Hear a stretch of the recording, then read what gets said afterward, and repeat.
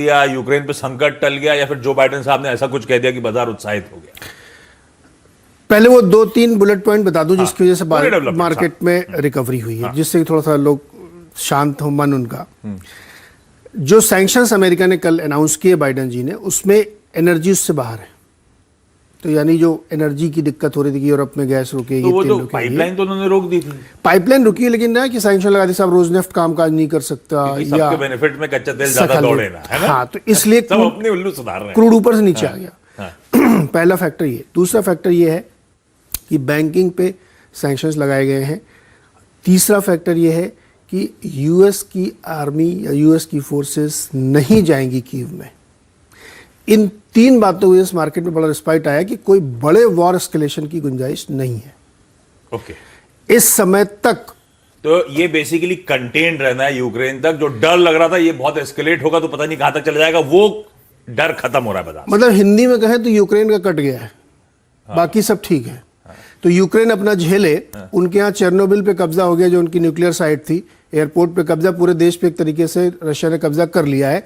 आप देखो, आपका काम समझे, ना नेटो जा रहा है ना यूएस जा रहा है। इसलिए मार्केट में इतना बड़ा रिस्पाइट आया, और अकेले उस बात को झेलेगा। ये मार्केट के लिए सबसे बड़ी राहत की बात आई। अब इसको थोड़ा सा डिटेलिंग में समझ लीजिए। यूएस ने कल जो सैंक्शंस अनाउंस किए हैं, उसके लॉन्ग टर्म रिपरकशंस होंगे, क्योंकि 2 सबसे बड़े उनके बैंक जो है, वीटीबी सबसे बड़ा सेकंड लार्जेस्ट बैंक है, और एसबीआर सबसे बड़ा बैंक है। उन दोनों बैंक पे सैंक्शंस लगाए गए हैं। तकरीबन 80% एसेट्स फ्रीज होंगे। तो ये एक बड़ी जो स्थिति है, जो बड़ी पॉइंट है, इसका इम्पैक्ट वहाँ पे देखने को मिलेगा। लेकिन ये सब लॉन्ग टर्म की चीज़ें हैं। फाइनेंशियल एसेट्स पे रोक लगा दी।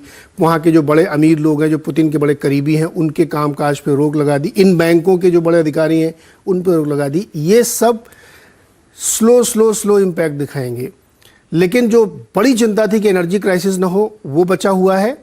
और आर्मी यहाँ नहीं जा रही, फोर्सेस वहाँ नहीं जा रही। अमेरिका ने मना कर दिया बाइडेन ने कि हम अपनी कोई सेना नहीं भेजेंगे। तो ये हेडलाइन में जो प्रोड्यूसर साहब ने लिखवा के दिया कि फ्रांस ब्रिटेन ने जवाबी कार्रवाई की, कही बात बस मुंह बोली बात, लिप सर्विस, बाकी कुछ नहीं हुआ है, ना होगा। देख लूंगा बस है ना, हाथ छोड़ दे भाई मुझे, है ना। तो कोई पकड़ा ही नहीं है। ये एक बड़ा रिलीफ है।